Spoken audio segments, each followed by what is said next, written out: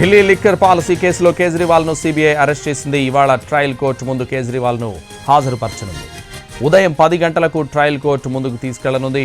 ED కేసులో Kejriwal bail పిటిషన్పై ఇవాళ సుప్రీంకోర్టు విచారణ జరపనుంది. ఇటీవల రౌజ్ అవెన్యూ కోర్టు బెయిల్ మంజూరు చేయగా ఢిల్లీ హైకోర్టు స్టే విధించింది. దీంతో సుప్రీంకోర్టును ఆశ్రయించారు అరవింద్ కేజ్రీవాల్. ఇవాళ సుప్రీంకోర్టులో విచారణ ఉండగా అరవింద్ కేజ్రీవాల్ను సిబిఐ అరెస్ట్ చేయడంపై ఆమ్ ఆద్మీ నేతలు తప్పుబడుతున్నారు.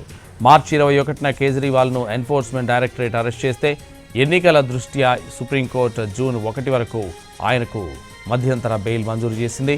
మళ్లీ జూన్ 2న కేజ్రీవాల్ లొంగిపోయారు. అప్పటి నుంచి బెయిల్ కోసం ట్రై చేస్తున్నా వర్కౌట్ కాలేదు. ఈలోపే సిబిఐ అరెస్ట్ చేసింది. దీంతో మరికొన్ని రోజులు జైల్లోనే ఉండాల్సిన పరిస్థితి.